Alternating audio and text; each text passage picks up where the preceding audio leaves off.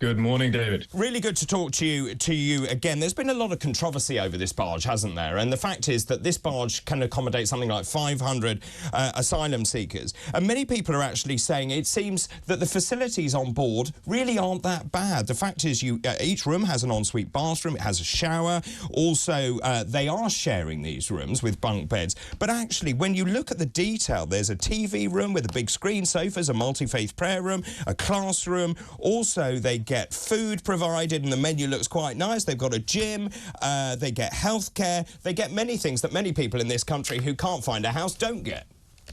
Oh, absolutely, David. And this is one of the things that many of us have been saying to those people who've been complaining about the different types of accommodation being looked at for the massive asylum seekers that are coming to the UK, is that they are actually pretty good. The hotels that they've been sent to have been very, very good, 4 and 5 stars in some areas of the country. When you look at the Rwanda policy, the accommodation that was built for them is brilliant. Many first-time buyers would love to have an apartment similar to the ones that would have been those who are being sent to Rwanda have. And this is further proof that the Bibby ship, or the Bibby ferry, which is going to fill people, is also really up to standard. It fits marine industry standards too, which is sufficient for taking workers out into sea for months at a time. So it's damned good accommodation for people who are coming over here from war-torn areas where they say they're living in poverty and struggling to live.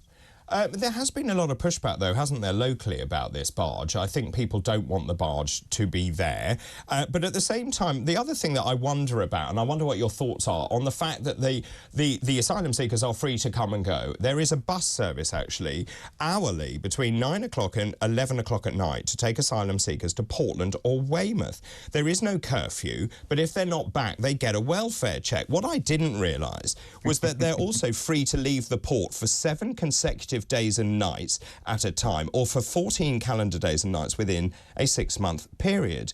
This is the same condition that applies in hotels. Now, that seems to me to be pretty lenient. Oh, again, this puts the arguments of those who say this is a prison really in the bin.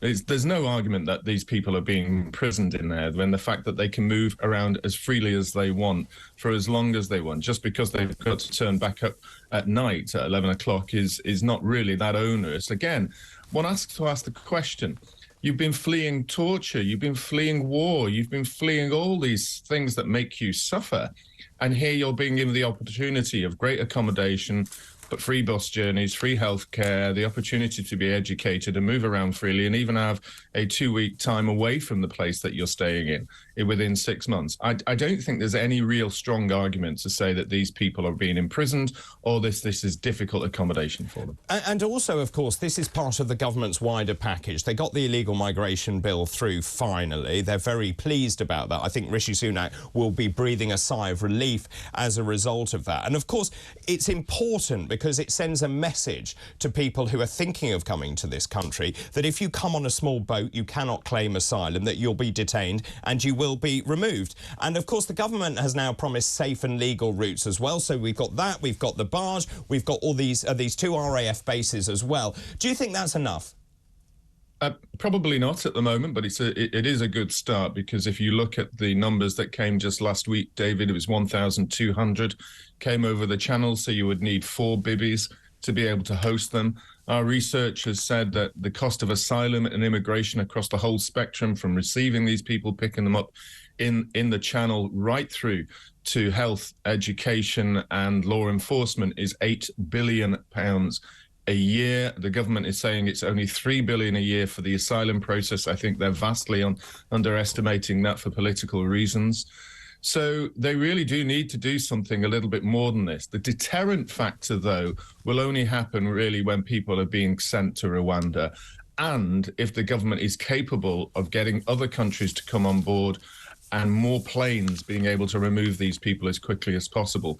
Because as you say, with this accommodation and the people being able to leave and travel away from Bibby, go to Portland, go to Weymouth and go beyond that, there's still going to be a big incentive for people to say, look, I'm only going on a ferry, I can still escape.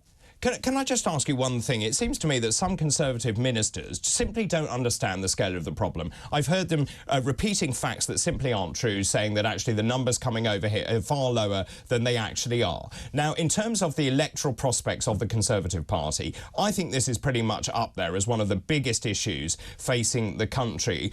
And do you feel, and I know you're very passionate about this, do you feel that actually the government, the opposition, do actually understand the scale of this problem? Oh, I think they absolutely do understand the scale of the problem. I think they also recognise that the fact that we've had 5 million people into the country in the past 10 years, that's increased our population levels, has a pressure points on the health industry and the National Health Service. I think it has pressure points on accommodation, which is we're finding is housing now for those in the rental community areas are rising dramatically. But what they're not willing to accept is that the only way of slowing this down is to have a mass reduction in the numbers coming to the country. And the reason why they won't do that is because they've got pressure points from the large corporates in the world who want to have cheaper labour, and they also have the Foreign Office who won't challenge France, and the Treasury that really believes that large numbers of people here can help our GDP. These are old ideas now that are really failing in the modern world. And until they realise that they have to have huge reductions in the numbers of people coming here and staying here, then all these pressure points are going to get worse and worse. Isn't ultimately the biggest problem here is they're not processing people fast enough? The fact is you come here, you should have your application processed, you make a quick decision, you decide, as you rightly say, you either repatriate them to their own country, to a safe third country, but at least you have a decision. The problem is we've got, what, 140,000 people waiting to be processed? Yes, of course, they're not processing quick enough, but I will be fair on the government here in that they have put a lot more resources and communications in place and technology, and they're processing a lot more. But David, the biggest problem is that even when they're saying these people are not allowed to be here, that they fail the processing system, we've not got a proper removal place. And the vast number of people are coming from Iraq, Iran, Afghanistan, Somalia. We have no returns policy with these countries. So even when they fail the test and we have the opportunity to remove them from the country, we're not doing so. So that's why people smugglers are succeeding, because they know that these people can pay them the money, get them to the country, and even when they fail the system, are never going to be removed. Stephen, very good to talk to you. Thank you for your time. That's Stephen Woolfe, Director of the Centre for Migration and Economic Prosperity.